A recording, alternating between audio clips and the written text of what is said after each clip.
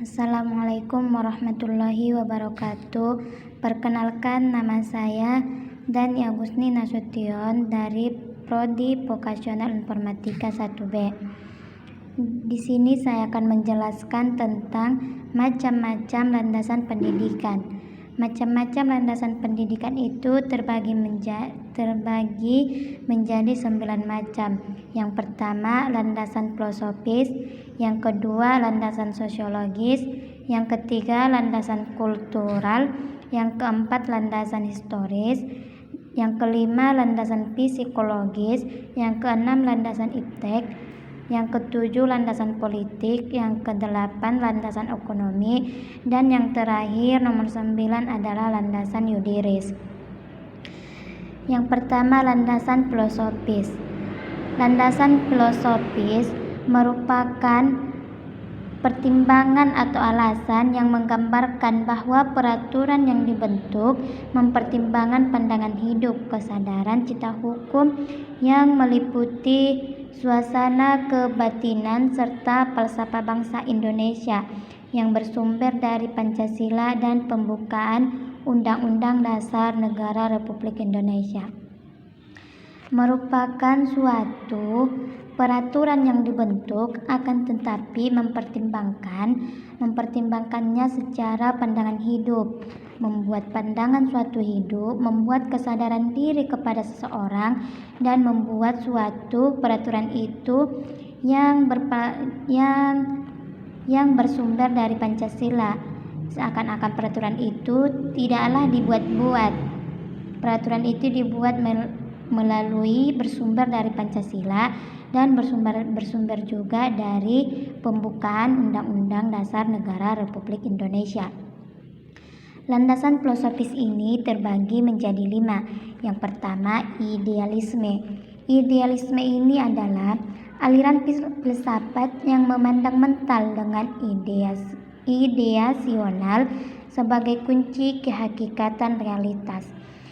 Maksud idealisme ini adalah suatu ide, suatu pikiran yang memandang suatu mental diri untuk melakukan sesuatu. Apabila mental kita itu rendah, maka kita tidak bisa muncul di hadapan orang banyak. Akan tetapi kalau mental kita kuat, mental kita baik, maka kita akan bisa muncul di hadapan orang banyak. Yang kedua, realisme. Realisme adalah mengacu pada usaha dalam seni rupa untuk memperlihatkan kebenaran, bahkan tanpa menyembunyikan hal yang buruk sekalipun. Realisme ini adalah suatu usaha karya seni rupa yang dibuat oleh diri sendiri dan seni rupa itu harus diperlihatkan kepada orang banyak. Dan kita tidak boleh menutup-nutupi apabila karya kita itu tidak bagus, apabila karya kita itu memang buruk, kita tidak boleh menutupinya. Apabila karya kita itu memang buruk, ya buruk, tapi kalau karya kita itu memang bagus, ya jadi bagus.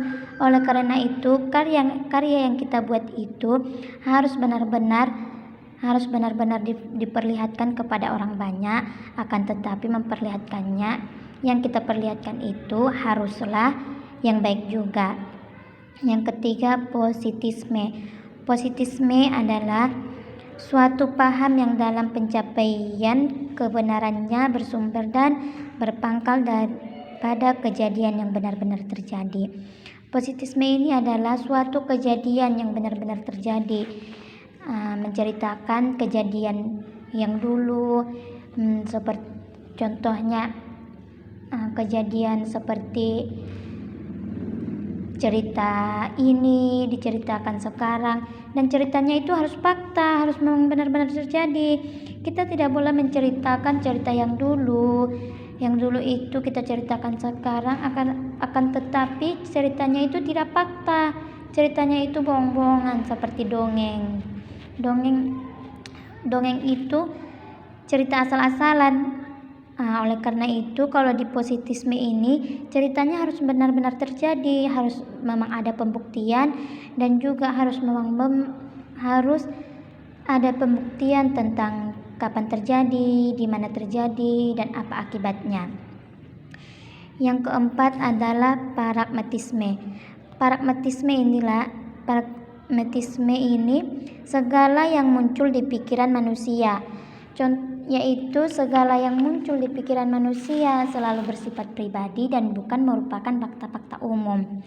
Contohnya pikiran yang muncul dalam diri kita sendiri itu harus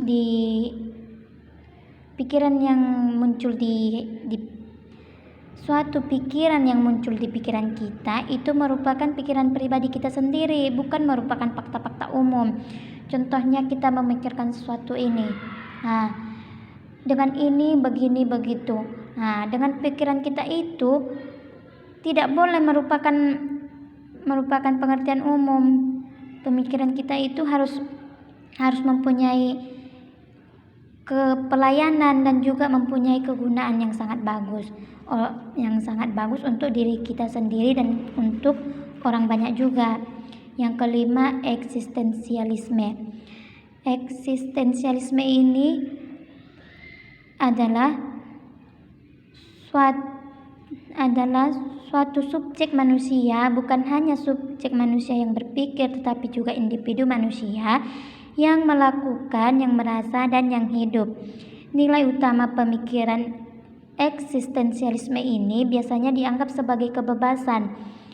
Yang dimaksud dengan kebebasan di sini adalah kebebasan untuk berpikir, bagaimana cara kita berpikir, bagaimana cara kita setelah kita berpikir melakukan sesuatu yang baik, yang buruk.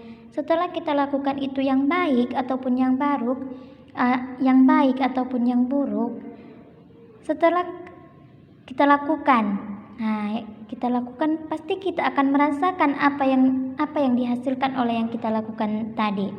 Contohnya kita melakukan yang baik, maka yang kita rasakan apa kalau kita melakukan yang baik? Apakah kita merasakan senang, gembira, ataupun resah? Itulah yang kita akan merasakan.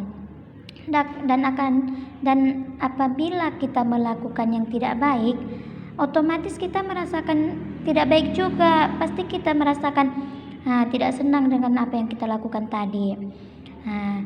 Di sini kita bebas untuk memilih, untuk berpikir, melakukan, dan merasakan.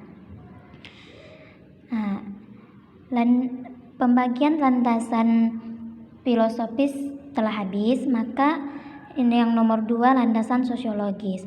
Landasan sosiologis ini adalah menyangkut fakta empiris mengenai perkembangan masalah dan kebutuhan masyarakat dan negara. Ini mempertimbangkan suatu peraturan, dan peraturan ini dibentuk untuk memenuhi kebutuhan masyarakat. Masyarakat membutuhkan kehidupan yang sejahtera, maka kita harus membuat peraturan bagaimana masyarakat tidak terhimpit, bagaimana masyarakat untuk bisa memilih kehidupannya supaya kehidupannya sejahtera. Kita harus membuat peraturan yang sesuai dengan kebutuhan masyarakat dan juga negara. Yang ketiga, landasan kultural. Landasan kultural ini adalah landasan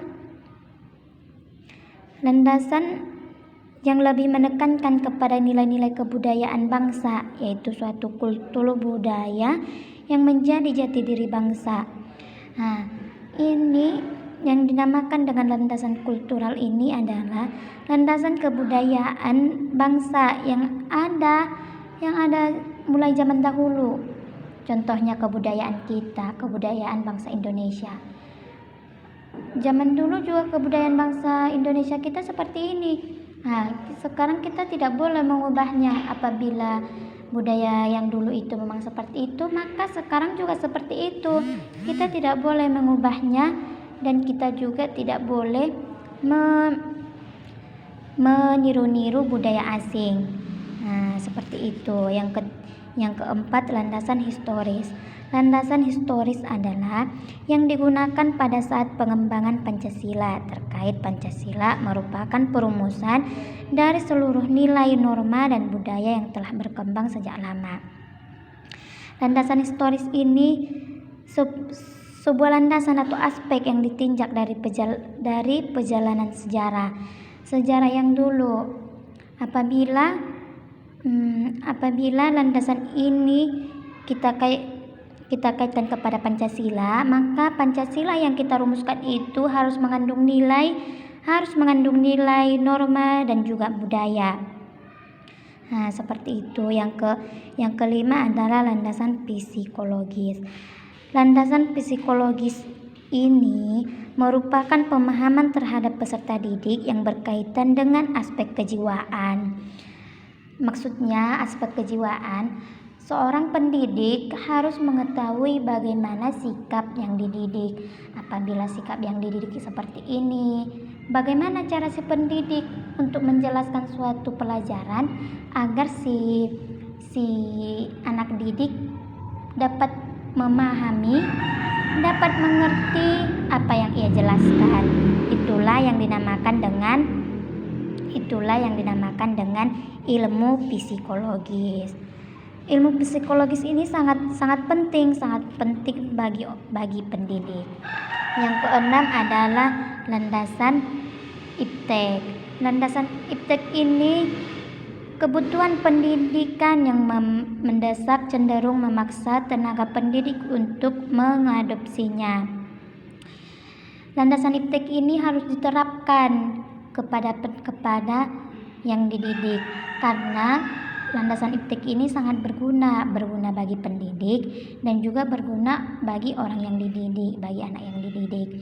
Oleh karena itu, iptek ini harus dijelaskan bagaimana caranya, bagaimana kegunaannya, manfaatnya, apa yang digunakan dengan iptek. Kita harus menjelaskan itu kepada anak didik supaya anak didik mengetahui apa itu iptek. Yang ketujuh adalah landasan politik. Landasan politik ini adalah suatu kebijakan dalam dunia pendidikan untuk mencapai tujuan pendidikan. Landasan politik ini suatu pendidik. Bagaimana cara dia untuk menghasilkan anak didik yang berkarya, anak didik yang pintar, yang berhasil. Tapi mengajarkan ini juga harus mempunyai landasan Undang-Undang Dasar Sisdiknas nomor 20 tahun 2003. Harus sesuai dengan itu. Kita harus menjelaskan landasan politik. Kita harus mempunyai politik, bagaimana cara kita untuk menjelaskan sesuatu, dan yang kita jelaskan itu bisa dipahami oleh peserta didik. Yang kedelapan adalah landasan ekonomi. Landasan ekonomi suatu hal yang membahas peran ekonomi. Landasan ekonomi ini membahas suatu ekonomi, bagaimana kehidupan sehari-hari, bagaimana penjumlahan ini begini. Apabila kita tidak mempelajari ekonomi, otomatis apabila kita pergi ke arah kemana, kita pasti mudah dibodohi orang lain, karena kita tidak mengetahui ekonomi itu bagaimana. Ekonomi ini sangat penting bagi kehidupan sehari-hari. Oleh karena itu, ekonomi ini harus dipelajari oleh setiap orang. Yang kesembilan, yang terakhir adalah landasan Yudiris. Landasan Yudiris merupakan pertimbangan atau alasan yang menggambarkan bahwa peraturan yang dibentuk untuk mengatasi permasalahan hukum atau mengisi kekosongan hukum dengan mempertimbangkan aturan yang telah ada, yang akan dibuat atau yang akan dicabut guna menjamin kepastian hukum dan rasa keadilan. Contoh ini membuat peraturan. Landasan Yudiris ini